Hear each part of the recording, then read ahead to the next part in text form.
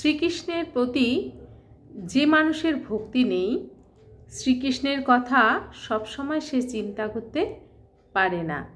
আর ভগবানের উত্তম যে ভক্ত হবে, সে শুধু নিজেই তার বা ভগবানের কৃপা সে লাভ করার উৎসাহী হবে না, সে অপরকেও সেই কৃপা পেতে সাহায্য করবে ভগবানের কথা প্রচারের মাধ্যমে। আজকে আমরা খুব সুন্দর শ্লোক পাঠ করব। দশম অধ্যায় ভগবদ্গীতার, শ্রীমদ্ ভগবদ্গীতা যথাযথের দশম অধ্যায় বিভূতি যোগের 17 নম্বর শ্লোক থেকে আমাদের পাঠ আজকে শুরু করব। তার আগে অবশ্যই মঙ্গলাচরণ। ওম অজ্ঞানতিমিরান্ধস্য জ্ঞানাঞ্জনশলাকয়া চক্ষুমলিतं येन তস্मै শ্রীগুরুবে নমঃ। শ্রীচৈতন্য মনোভীষ্টং স্থাপিतं येन ভূতলে স্বয়ং রূপং কদামহং দদাতি স্বপদান্তিকং। হে কৃষ্ণ করুণা সিন্ধু দীনবন্ধু জগৎপতে গোপেশ গোপিকাকান্ত রাধাকান্ত নমস্তুতে। তপ্ত কাঞ্চন গৌরাঙ্গী রাধে বৃন্দাবনেশ্বরী বৃষভানুসুতে দেবী প্রণমামি হরিপ্রিয়ে। বাঞ্ছাকল্পতরুভ্যশ্চ কৃপা সিন্ধুভ্যেব চ পতিতানাং পাবনেভ্যো বৈষ্ণবেভ্যো নমো নমো। জয় শ্রীকৃষ্ণ চৈতন্য প্রভু নিত্যানন্দ শ্রী অদ্বৈত গদাধর শিবাসাদি গৌর ভক্তবৃন্দ। হরে কৃষ্ণ কৃষ্ণ কৃষ্ণ হরে হরে, হরে রাম রাম রাম হরে হরে। মূকং করোতি বাচালং পঙ্গুং লঙ্ঘয়তি গিরিং যৎকৃপাতমহং বন্দে পরমানন্দায় মাধব। শিল প্রভুপাদ কি জয়। গ্রন্থরাজ শ্রীমদ্ ভগবদ গীতা যথাযথের জয়। হরে কৃষ্ণ বন্ধুরা, আজকে শ্রীমদ্ ভগবদ গীতা যথাযথের দশম অধ্যায়ের অর্থাৎ বিভূতি যোগের 17 নম্বর শ্লোক থেকে আমরা পাঠ শুরু করছি। প্রথমে শ্লোকটি পাঠ করে নিই, তারপরে প্রভুপাদ যে অনুবাদ ও তাৎপর্য দিয়েছেন সেটাও পাঠ করব। শ্লোক নাম্বার 17। কথং বিদ্যামহং যোগীং স্তাং সদা পরিচিন্তয়ন কেষু কেষু চ ভাবেষু চিন্তহসি ভগবন্ময়া। অনুবাদ। হে যোগেশ্বর, কিভাবে সর্বদা তোমার চিন্তা করলে আমি তোমাকে জানতে পারবো। আমরা দেখছি অর্জুন ভগবানকে নানা প্রশ্ন করছেন, তার মধ্যে এটাও একটা। এই শ্লোকের মাধ্যমে অর্জুন ভগবানকে বলছেন যে কিভাবে সর্বদা তোমার চিন্তা করলে আমরা তোমাকে জানতে পারবো।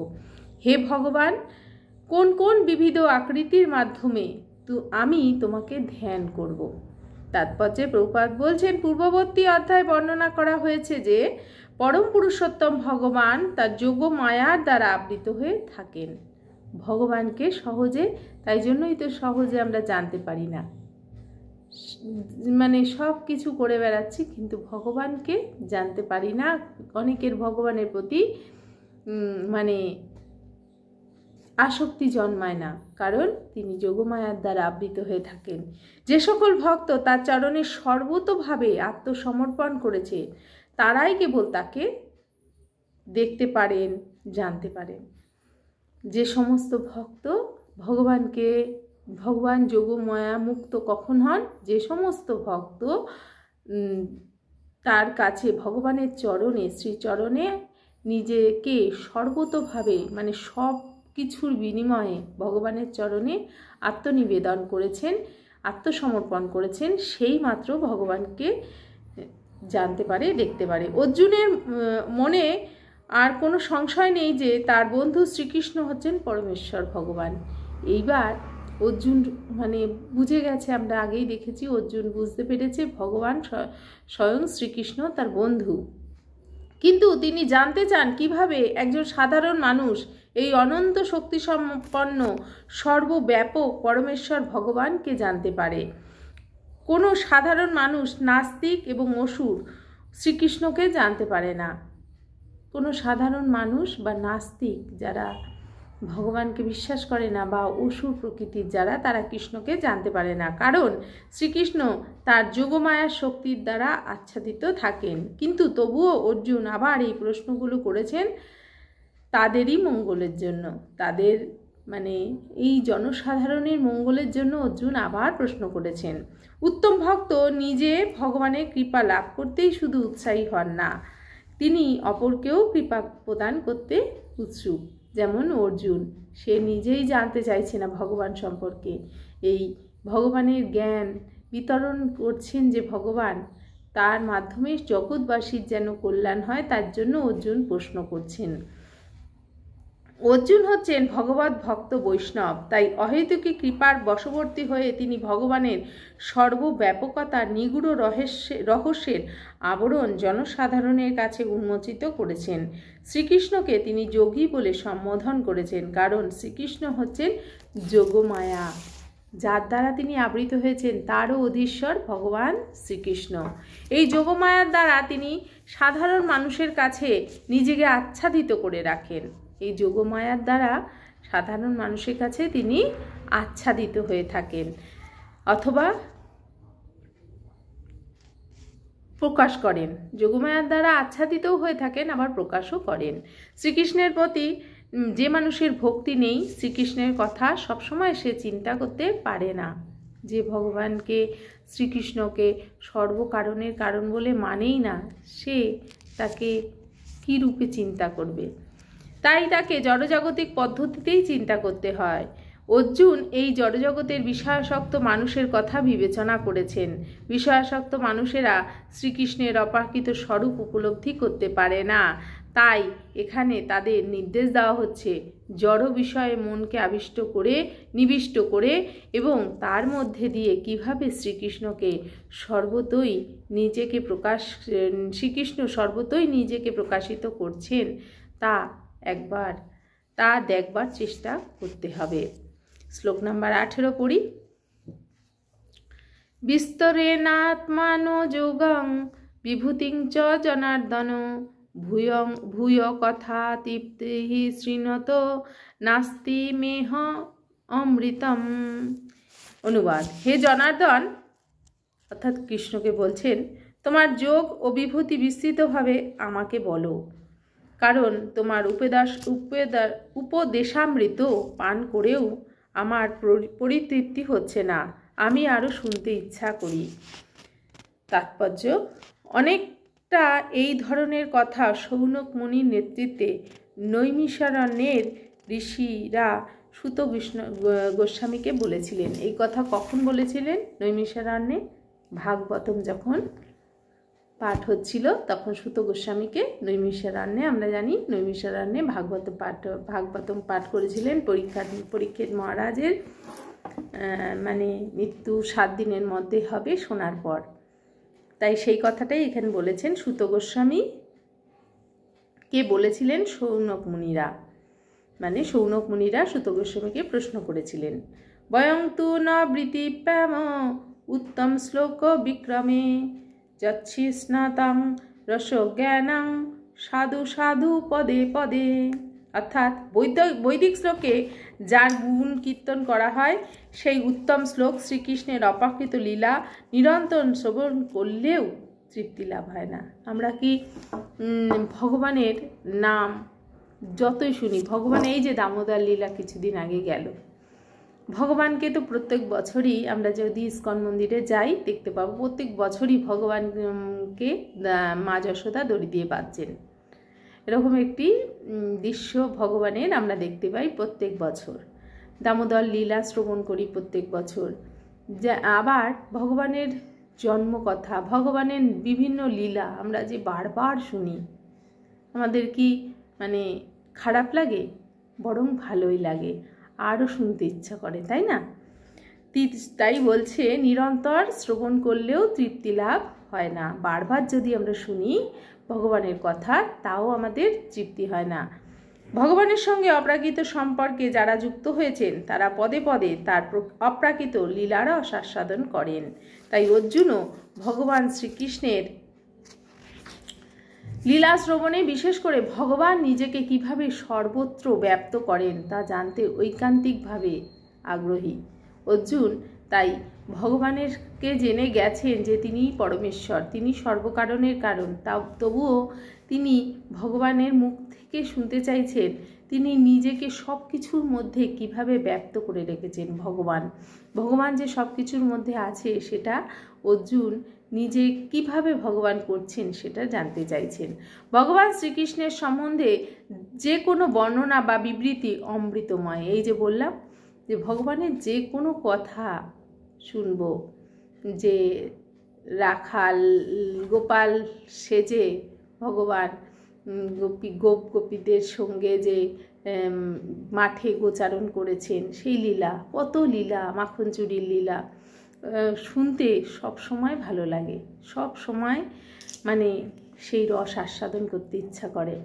ভগবান এরকমই অমৃতের ভাণ্ড, কোনো সময় মানে সেখান থেকে যতই খাই তৃপ্তি লাভ হয় না।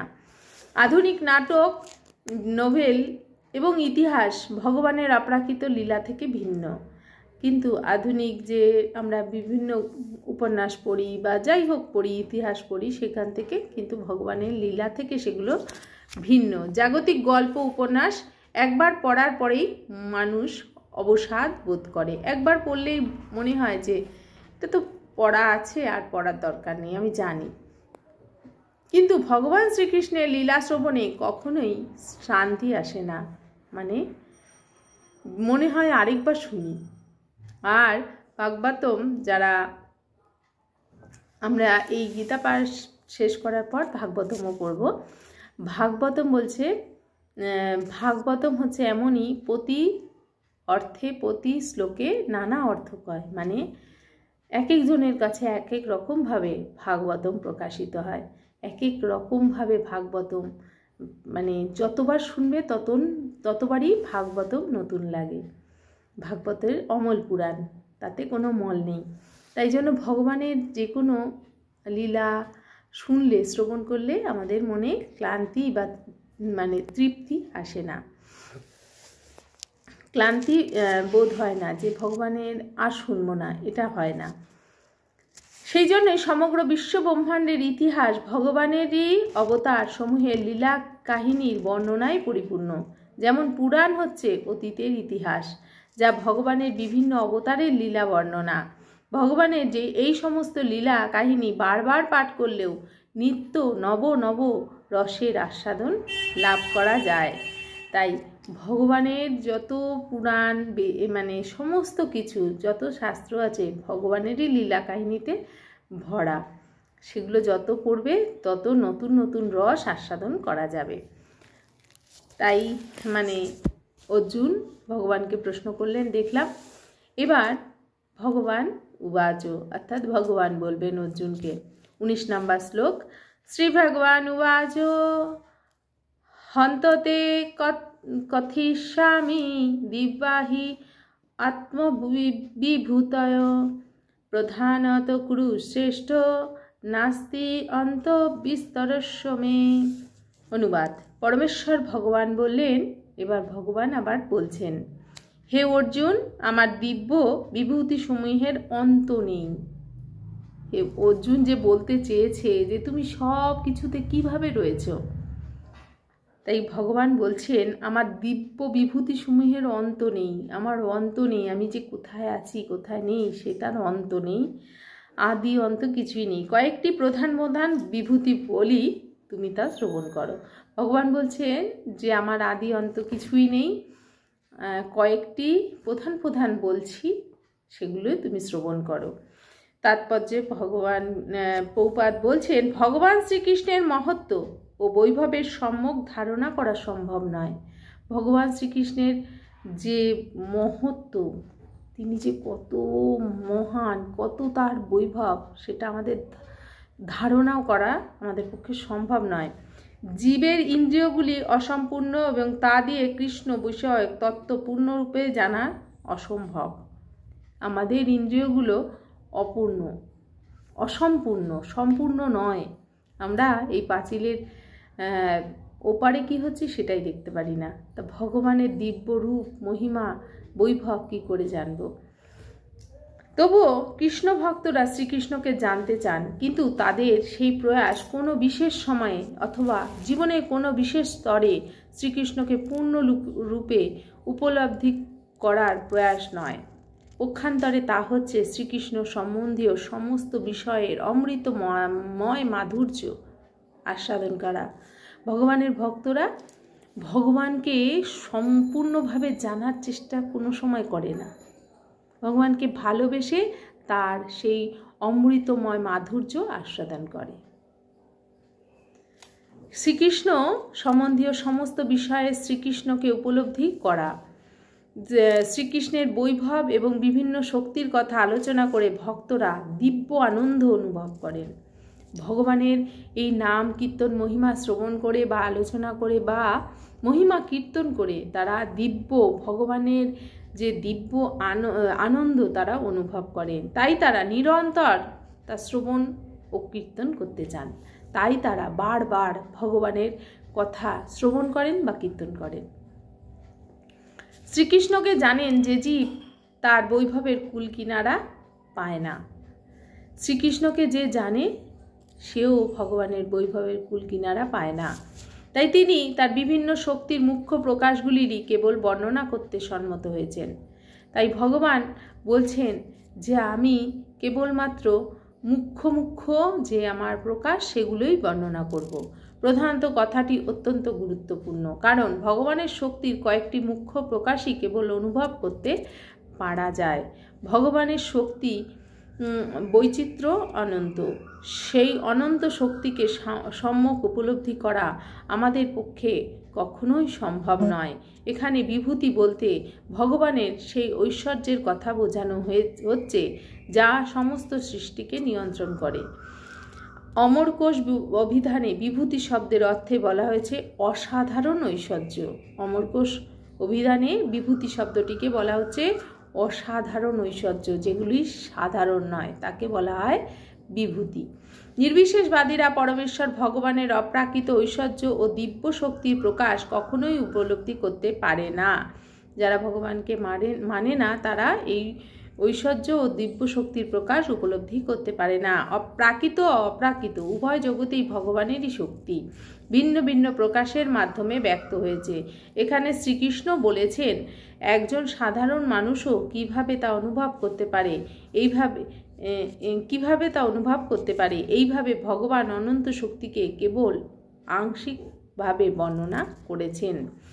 শ্লোক নাম্বার 20 আজকে আমরা পাঠ করি একটু। অহমাত্মা গুরাকেশ সর্বভূত আশয়স্থিত অহম আদি চ মধ্যম চ ভূতানাম অন্ত এবচ। অনুবাদ: হে গুরাকেশ, আমি সমস্ত জীবের হৃদয়ে অবস্থিত পরমাত্মা, আমি সর্বভূতের আদি মধ্য ও অন্ত। ভগবান বলে দিয়েছেন যে সবার মধ্যে আমি পরমাত্মা রূপে বিরাজ করি, আর সর্বভূত মধ্যে আদি অন্ত আর মধ্য আমি। তাৎপর্যে এই শ্লোকে অর্জুনকে গুরাকেশ বলে সম্বোধন করা হয়েছে, অর্থাৎ যিনি নিদ্রারূপী তামসকে জয় করেছেন। যখন যুদ্ধ চলছিল মহাভারতের, তখন অর্জুন রাত্রিকে নিদ্রা যাননি, নিদ্রারূপী তামস রাত্রিকে তিনি জয় করেছিলেন। কত রাত যে তিনি নিদ্রা যাননি, তাই জন্য তাকে বলা হয়েছে গুরাকেশ। যারা অজ্ঞানতার অন্ধকারে নিদ্রিত তারা কখনোই জানতে পারে না পরমেশ্বর ভগবান কিভাবে প্রাকৃত ও অপ্রাকৃত জগতে নিজেকে প্রকাশ করেন। যারা এই জড়জগতের মোহমায়া দ্বারা বেষ্টিত হয়ে রয়েছে তারা কখনোই ভগবানকে জানতে পারে না। তাই অর্জুনকে শ্রীকৃষ্ণের এইভাবে সম্বোধন করা অত্যন্ত গুরুত্বপূর্ণ। অর্জুনকে আমরা যেমন মায়ার নিদ্রা দ্বারা আচ্ছন্ন হয়ে রয়েছি, তাই জন্য ভগবানকে জানতে পারছি না, অর্জুন কিন্তু নিদ্রাকে জয় করেছিল। তাই অর্জুনকে বলা হচ্ছে তুমি মায়ার নিদ্রা থেকেও সে শিকল ছিঁড়েছে এবং ভগবানকে জানতে পেরেছে, তাই গুরাকেশ বলে ভগবান তাকে সম্বোধন করেছে। অর্জুন যেহেতু এই তামসের অতীত, তা পরমেশ্বর ভগবান তাকে বিভিন্ন বৈভবের কথা শোনাতে সম্মত হয়েছেন। অর্জুন যেহেতু মায়ার এই তামস, মায়ার এই অন্ধকার ছিন্ন করে ভগবানের চরণে শরণাগত নিয়েছেন, তাই ভগবান তাকে সেই কথা শোনাতে সম্মতি হয়েছেন। শ্রীকৃষ্ণ প্রথমে অর্জুনকে বলেছেন যে তিনিই হচ্ছেন সমস্ত বিশ্ব চরাচরের আত্মা। সৃষ্টির পূর্বে পরমেশ্বর ভগবান নিজেকে পুরুষ অবতারে প্রকাশিত করেন এবং তার থেকেই সব কিছু সৃষ্টি হয়। তাই তিনি হচ্ছেন মহত্তত্ত্ব বা ব্রহ্মাণ্ডের উপাদানের আত্মা, সমগ্র শক্তি সৃষ্টির কারণ নয়। প্রকৃতপক্ষে মহাবিষ্ণু মহত্তত্ত্ব বা ব্রহ্মাণ্ডের উপাদানের আত্মা, সমগ্র জড়শক্তি সৃষ্টির কারণ নয়। প্রকৃতপক্ষে মহাবিষ্ণু মহত্তত্ত্ব বা সমগ্র জড়শক্তিতে প্রবেশ করেন। আমরা ভাবি যে একটি বীজ পুঁতলেই গাছ হয়, কিন্তু ওই বীজটির মধ্যে ভগবান প্রবেশ করেন তবেই গাছ হয়, না হলে গাছটি পচে যায়। যেমন একটি মা বাবা ইচ্ছা করলেই একটি সন্তানের জন্ম দিতে সক্ষম হয় না, তাহলে প্রত্যেকের ঘরেই সন্তান থাকতো, কেউ আর নিঃসন্তানহীনতায় ভুগত না। ভগবান যাকে সেই বীজ প্রদান করেন সেই মা ডাক শুনতে পারে বা পিতা ডাক শুনতে পারে, বা সেই বীজ থেকে গাছ হয়। তাই ভগবান বলছেন যে জড়জগৎ কোনো কিছুর সৃষ্টি করেন না, ভগবান তার মধ্যে প্রবেশ করেন, তাই জন্য সেটা সৃষ্টি হয়।